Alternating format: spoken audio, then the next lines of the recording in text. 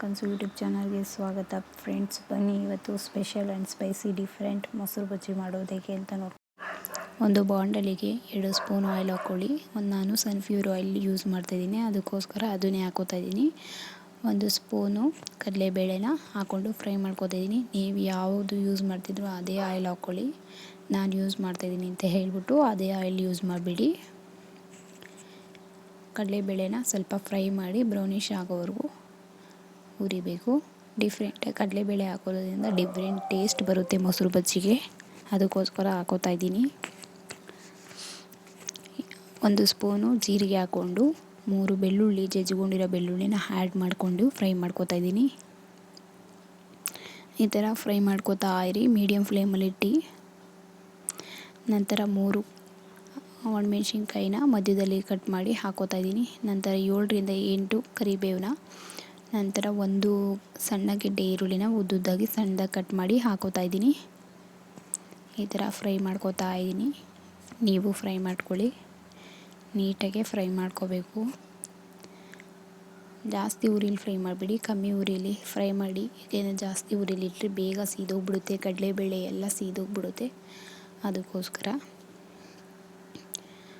ಈರುಳ್ಳಿ ಹಾಕೊಂಡಿದ್ದು ಕರಿಬೇವು ಹಾಕೊಂಡಿದ್ದ ತಕ್ಷಣ ಈರುಳ್ಳಿ ಯಾಕೆ ಹಾಕ್ಕೋಬೇಕು ಅಂದರೆ ಈ ಎಣ್ಣೆ ಜೊತೆಗೆ ಕರಿಬೇವು ಬೇಗನೆ ಬ್ಲ್ಯಾಕಿಶ್ ಅಂದರೆ ಬೇಗ ಬೆಂದೋಗ್ಬಿಡುತ್ತೆ. ಅದಕ್ಕೋಸ್ಕರ ಅದು ಹಾಕಿದ್ದಾದ್ಮೇಲೆ ಈರುಳ್ಳಿ ಹಾಕ್ಕೋಬೋದು, ಅಥವಾ ಈರುಳ್ಳಿ ಹಾಕ್ಕೋಬೋದು. ಟೇಸ್ಟಿ ಡಿಫ್ರೆಂಟಾಗಿರುತ್ತೆ. ನಂತರ ರುಚಿಗೆ ತಕ್ಕಷ್ಟು ಉಪ್ಪು ಹಾಕಿ ಫ್ರೈ ಮಾಡ್ಕೊಳ್ಳಿ ಲೈಟಾಗೆ. ಉಪ್ಪು ಹಾಕಿದ್ಮೇಲೆ ಈರುಳ್ಳಿ ಬೇಗನೆ ಬೇಯುತ್ತೆ. ಈ ಥರ ಫ್ರೈ ಮಾಡ್ಕೋತಾ ಇರಿ. ನಂತರ ಇದಕ್ಕೆ 1/2 ಸ್ಪೂನು ಟರ್ಮರಿಕ್ ಪೌಡ್ರು, ಅಡುಗೆ ಅರಿಶಿನ ಹಾಕೋತಾ ಇದ್ದೀನಿ. ನಾನು ಆಚಿ ಅರಿಶಿನ ಪೌಡಿ ಯೂಸ್ ಮಾಡ್ತಾಯಿದ್ದೀನಿ. ನೀವು ಯಾವುದು ಯೂಸ್ ಮಾಡ್ತೀರೋ ಅದನ್ನೇ ಹಾಕ್ಕೊಳ್ಳಿ. ಹಾಕ್ಕೊಂಡು ಸ್ವಲ್ಪ ಲೈಟಾಗಿ ಫ್ರೈ ಮಾಡ್ಕೊಂಡಾದ್ಮೇಲೆ ಈ ಥರ ಫ್ರೈ ಆಗಬೇಕು ನೋಡಿ. ಈ ಥರ ಬೆಂದಿರುತ್ತೆ. ಅರಿಶಿನ ಮತ್ತು ಉಪ್ಪು ಹಾಕಿದ್ಮೇಲೆ ಈರುಳ್ಳಿ ಬೇಗನೆ ಫ್ರೈ ಆಗುತ್ತೆ. ನಂತರ 1/4 ಸ್ಪೂನು ಖಾರದ ಪುಡಿ. ನೀವು ಖಾರದ ಪುಡಿ ಬೇಡ ಅಂತ ಅಂದರೆ ಹಸಿಮೆಣ್ಸಿನ್ಕಾಯಿ ಹಾಕ್ಕೊಳ್ಳಿ, ಫ್ರೈ ಮಾಡಬೇಕು.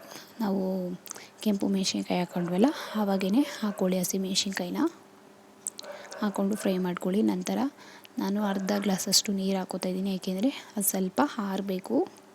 ನಾವು ಬಿಸಿಲೇ ಹಾಕ್ಬಿಟ್ರೆ ಮೊಸರು ಒಡ್ಕ ಥರ ಆಗಿಬಿಡುತ್ತೆ. ಅದಕ್ಕೋಸ್ಕರ ಸ್ವಲ್ಪ ನೀರು ಹಾಕಿ ಫ್ರೈ ಮಾಡ್ತೀನಿ.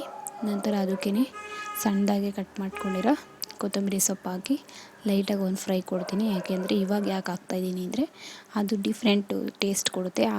ಉರಿಬೇಕಾದ್ರೇ ಹಾಕಿದ್ರೆ ಒಂಥರ ಸೀದೋಗಿರೋ ಥರ ಸ್ಮೆಲ್ ಬರುತ್ತೆ, ಮತ್ತು ಅಷ್ಟು ಟೇಸ್ಟಿಯಾಗಿರಲ್ಲ. ಅದಕ್ಕೋಸ್ಕರ ಈ ಥರ ಫ್ರೈ ಆಗಿದೆ, ಈಗ ಆರಿದೆ. ಅದು ಮೊಸರನ್ನ ಹಾಕ್ಕೋತಾ ಇದ್ದೀನಿ.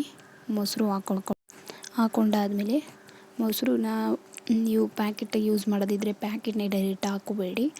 ಒಂದು ಪಾತ್ರೆಯಲ್ಲಿ ಅಥವಾ ಒಂದು ಬೌಲಲ್ಲಿ ಅದನ್ನು ಹಾಕ್ಕೊಂಡು ನಿಮಗೆ ಎಷ್ಟು ಹದ ಬೇಕೋ ಮೊಸರು ಬಜ್ಜಿ ಅಷ್ಟು ಅದಕ್ಕೆ ಹಾಕ್ಕೊಂಡು ಕಲಿಸ್ಕೊಂಡಾದ್ಮೇಲೆ ನೀವು ಒಗ್ಗರಣೆಗೆ ಆ್ಯಡ್ ಮಾಡ್ಕೊಳ್ಳಿ. ಇಲ್ಲಾಂದರೆ ಒಡ್ಕಾಗ್ಬಿಡುತ್ತೆ. ಮನೇಲಿ ಮಾಡಿರ್ತಾರಲ್ಲ ಅದೂ ಅಷ್ಟೇ, ನೀರು ಹಾಕ್ಕೊಂಡು ನೀಟಾಗಿ ಗಂಟಿಲ್ದಂಗೆ ತಿರುಗಿಸ್ಕೊಂಡಾದ್ಮೇಲೆ ಈಗ ಇದು ರೆಡಿಯಾಗಿದೆ.